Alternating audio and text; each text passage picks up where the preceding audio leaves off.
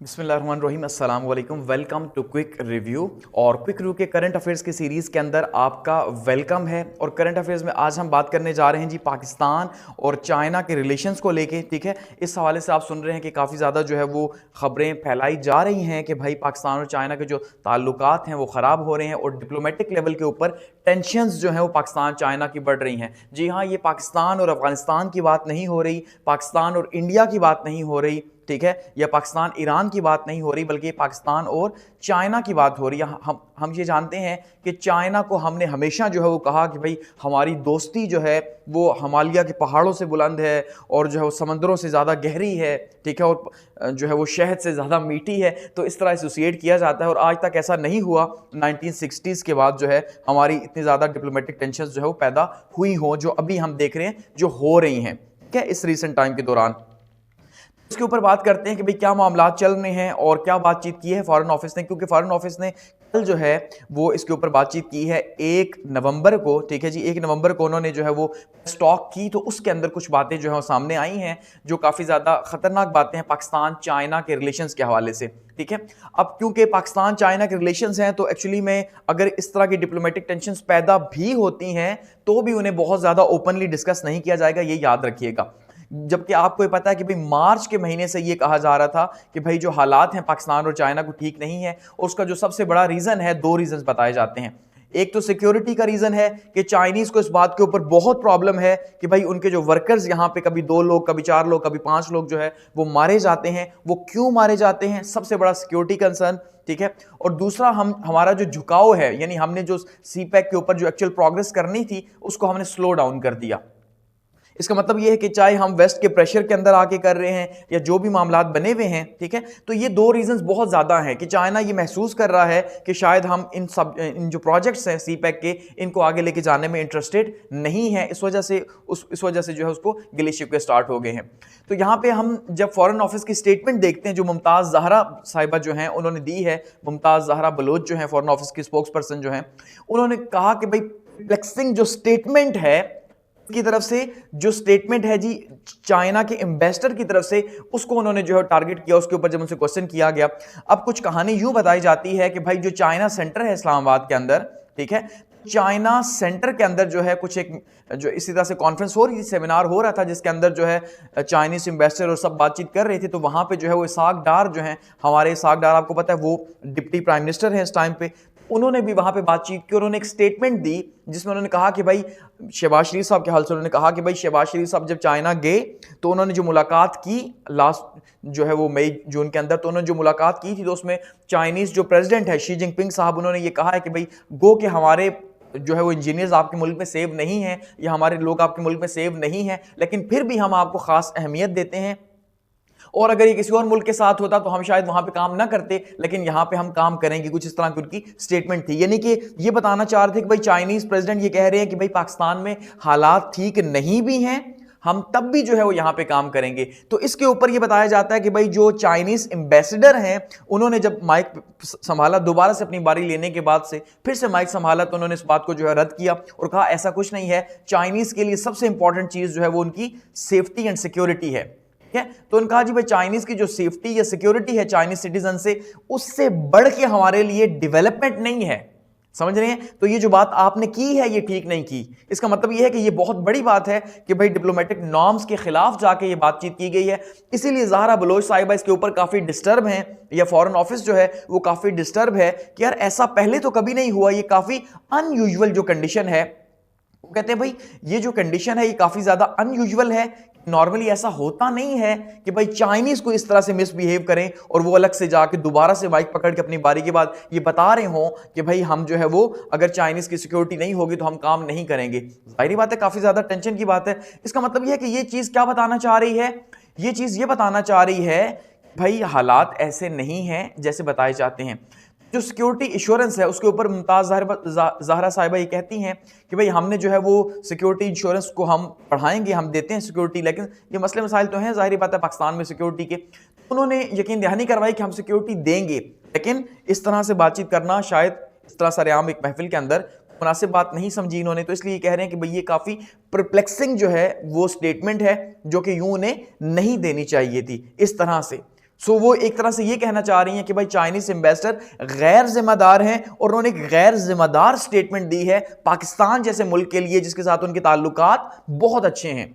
लेकिन अगर वो दे रहे हैं तो उसका मतलब ये है कि वो ये तय कर चुके हैं कि भाई इन फंडामेंटल ग्राउंड्स के ऊपर, चाइनीज की सिक्योरिटी के ऊपर हम कोई कंप्रोमाइज नहीं करेंगे। उनका मतलब ये था चाइनीज का। अब यहां पे अगर हम देखते हैं तो rising security concerns for Chinese nationals, हम ये देखते हैं कि भाई ये हकीकत है कि चाइना के जो सिक्योरिटी के इशू हैं वो पाकिस्तान में बढ़ते जा रहे हैं सीपैक को लेके, क्योंकि हमेशा से ही थे लेकिन अब के टाइम पे वो हम देख रहे हैं जो रीसेंट अटैक्स हुए हैं, आप अगर देखेंगे जैसे अब कराची के अंदर सुसाइड बॉम्बिंग अभी रिसेंटली हुई है लास्ट मंथ के अंदर, जिसके अंदर आप देखें एयरपोर्ट पास से जो है वो 3 चाइनीज को वहां पे अटैक किया गया। इसी तरह से बिशाम के अंदर जो इंसिडेंट हुआ था जहां पे 5 जो चाइनीज को अटैक किया गया और टीटीपी की तरफ से किया गया, इसके बाद ऑपरेशन की बात भी की गई। अब हमने ये जो अज़्म इस्तेहकाम का नाम लिया था कि भाई हम एक नया ऑपरेशन करने जा रहे हैं, ठीक है, वो हमने कहा था हमें चाइनीज प्रेशराइज कर रहे हैं कि चाइनीज यही कह रहे हैं कि भाई जितने भी इस तरह के ग्रुप्स हैं आप उनके ऊपर ऑपरेशन करें अपने मुल्क के अंदर, जिसमें हमने देखा फिर यहाँ पे एक तकसीम पैदा हुई कि नहीं भाई ऑपरेशन नहीं करने देंगे और एक और ऑपरेशन में नहीं जाएंगे। सो हालात इस तरह के चले आ रहे हैं। तो चाइनीज इन्वेस्टर्स के जो रिमार्क्स थे जी जो उन्होंने दिए थे पाकिस्तान के हवाले से कि भाई वो जब तक सिक्योरिटी को इंश्योर नहीं करेंगे हम तब तक यहाँ पे मजीद काम नहीं करेंगे और डेवलपमेंट वैसे नहीं हो सकती, तो ये काफ़ी ज़्यादा हाईलाइट इस टाइम पे किए जा रहे हैं। अब इस टाइम पे ये कहा जा रहा था कि भाई इन टेंशंस को कम करने के लिए है जी आसिफ अली जरदारी साहब जो है वो जाएंगे चाइना का विजिट करेंगे। तो अब ये कहा जा रहा है कि वो उनका पांव जख्मी हो चुका है दुबई से एयरपोर्ट से वापसी पे, तो इस वजह से वो जा नहीं सकते। ये भी कहा जा रहा है कि शायद कि जो है वो ग्रीन सिग्नल नहीं मिला चाइना की तरफ से कि भाई आप आएँ, क्योंकि वो ये कह रहे हैं कि पहले आप जो है वो सिक्योरिटी के मामलात के ऊपर कोई जो है वो ब्रीफिंग लेके आए कि आप कैसे इनकी सिक्योरिटी करेंगे, तो फिर हम बात कर सकते हैं। तो इसी तरह से फॉरेन ऑफिस ये भी कह रहे हैं कि भाई हम हाई लेवल टॉक्स के साथ एंगेज हैं चाइनीज के साथ और उनके जो कंसर्न्स हैं उसे सुनने की कोशिश कर रहे हैं ताकि उनके प्रॉब्लम को सॉल्व किया जा सके और सीपैक को आगे बढ़ाया जा सके। और सारों बताते हैं कि एससीओ के अंदर भी हमारी मीटिंग हुई है चाइनीज लीडर्स के साथ और हमने उसके ऊपर बातचीत की है। तो फिर भी अगर ये इन्वेस्टर जो हैं चाइना के ये कह रहे हैं तो ये अच्छी बात नहीं है, जबकि एससीओ का समिट आपको होता है अभी रिसेंट लास्ट मंथ हुआ। अब ऐसे में साथ में चाइना से फॉरेन ऑफिस से जो है अफगानिस्तान के हवाले से भी कहा गया कि भाई टीटीपी से मुज़ाकरात किए जाएं, तो उन्होंने कहा भाई मुज़ाकरात नहीं हो सकते, उन्होंने हमारे लोगों को मारा है, ठीक है। वो कहते हैं कि भाई हमें अफगान तालिबान ये कह रहे हैं कि आप टीटीपी से मुज़ाकरात करें, जबकि हम अफगान तालिबान को ये कह रहे हैं कि आप सपोर्ट करते हैं टीटीपी को, ठीक है। उनकी सेंचुरीज वहां पे मौजूद हैं, उनके वहां सेव हेवंस हैं, तो अगर आप सपोर्ट ना करें तो हमारे मुल्क के अंदर आके टेररिज्म ना करें, इसलिए हम उनसे बात नहीं करेंगे बल्कि ऑपरेशन करेंगे। ये पाकिस्तानियों या फॉरेन ऑफिस का ही कहना था। वो कहते हैं हमने काबुल के साथ जो है एविडेंस शेयर किया है क्योंकि चाइनीज की सिक्योरिटी के साथ लिंक है। जो चाइनीज पे अटैक हुआ तो उसका इल्जाम हमेशा यही जा रहा है कि भाई ये बलूचिस्तान के लड़की पसंद है और साथ में ये टीटीपी के एलिमेंट्स हैं जो कि बेसिकली कहां से आते हैं जी, अफगानिस्तान से आते हैं, अटैक करके वापस चले जाते हैं। बता रहे हैं कि भाई हमारी चाइनीज के साथ बातचीत चल रही है जिसमें हम उन्हें बता रहे हैं कि भाई आप भी उनको प्रेशराइज करें, टीटीपी को आप प्रेशराइज करें, सॉरी जो अफगानिस्तान के अंदर तालिबान है, ताकि वो टीटीपी के जो सेंचुरीज है वहां पे वो खत्म कर सके और ये आपकी सिक्योरिटी का मसला हल हो सके। लेकिन जाहिर बात है वो तीसरा मुल्क को किस लिए बात करेगा। पाकिस्तान कैंडिडेंसी फॉर ब्रिक्स के हवाले से भी यहां पे बातचीत की गई है क्योंकि इस हवाले से भी ये कहा जा रहा है कि यहां पे भी चाइना जो है, अब ये कहीं पे है नहीं लेकिन ये कहा जा रहा है कि चाइना पाकिस्तान को ब्लॉक कर रहा है। समझ गए हैं कि चाइना नहीं चाह रहा कि पाकिस्तान जो है वो ब्रिक्स के अंदर शामिल हो फिलहाल, और उसका रीजन ये है कि चाइना पाकिस्तान से खुश नहीं है। पाकिस्तान की जो प्रो वेस्टर्न अप्रोच है, ठीक है, ये प्रो वेस्टर्न अप्रोच चाइना को पसंद नहीं है, इस वजह से वो चाह रहा है कि भाई पाकिस्तान शामिल ना हो। तो पाकिस्तान जो है इसे सपोर्ट नहीं कर रहा, जबकि रशिया ने ये कहा था कि भाई हम सपोर्ट करेंगे, तो रशिया ने तो सपोर्ट किया, ठीक है। लास्ट टाइम भी रशिया के जब जो है वो इन्वेस्टर आए थे यहाँ पे तो उन्होंने मुलाकात की थी जो आसिम मुनीर से, हमारे जो आर्मी चीफ हैं, तो उनसे कहा था कि भाई हम सपोर्ट करेंगे अगर आप ब्रिक्स में शामिल होते हैं। तो अब ब्रिक्स वैसे भी एक्सपेंशन हो रही है, आप देख लें मिडिल ईस्ट के मेंबर्स इसके अंदर शामिल हो चुके हैं